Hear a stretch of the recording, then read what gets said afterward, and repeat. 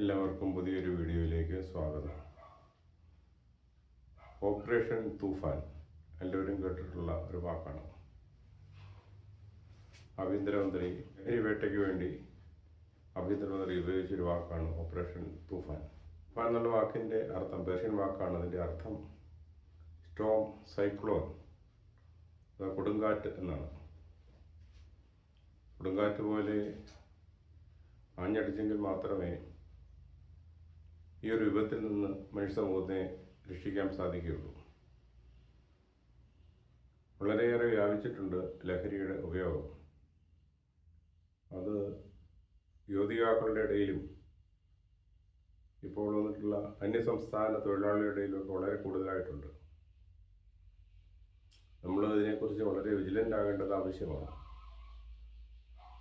സുബോധമുള്ള, ചിന്തിക്കുന്ന, പ്രവർത്തിക്കുന്ന നല്ലൊരു സമൂഹം ഉണ്ടാകണമെങ്കിൽ ലഹരി വിമുക്തമായ ഒരു കേരളം ഉണ്ടാകണം.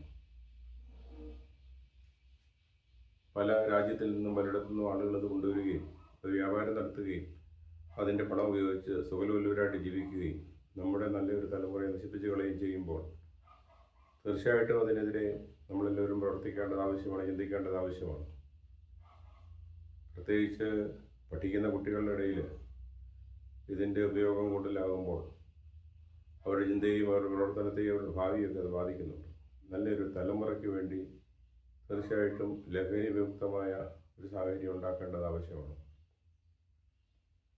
സ്കൂളിൻ്റെയും കോളേജിൻ്റെ അടുത്തുള്ള കടകളിൽ,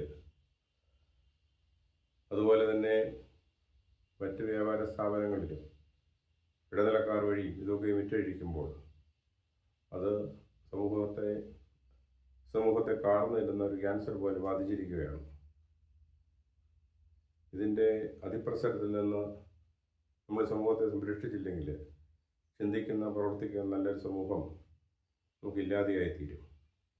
അതുകൊണ്ട് സ്കൂളിൻ്റെ പരിസരത്ത് നിന്ന്, കോളേജിൻ്റെ പരിസരത്ത് നിന്ന്, ഇതിൻ്റെ വ്യാപാരികളിൽ നിന്ന്, ഇതിൻ്റെ ഇടനിലക്കാരിൽ നിന്നൊക്കെ നമ്മുടെ തലമുറയെ സംരക്ഷിക്കുവാനുള്ള ഉദ്യമത്തിൽ പോലീസ് അധികാരികളും എക്സൈസ് അധികാരികളും മാത്രമല്ല മാതാപിതാക്കളും സമൂഹം ഒന്നിച്ച് സാമൂഹിക, രാഷ്ട്രീയ, മതരംഗങ്ങളിലുള്ള എല്ലാവരും ഒന്നുചേർന്ന് പ്രവർത്തിച്ച് ഇതിനെ നമ്മുടെ ഈ സമൂഹത്തിൽ നിന്ന് ഉന്മൂലനം ചെയ്യുവാൻ നമ്മൾ പരിശ്രമിക്കുമ്പോൾ നമുക്ക് നല്ലൊരു ഭാവി ഉണ്ടാവും, നല്ലൊരു തലമുറ ഇവിടെ വളർന്നു വരും.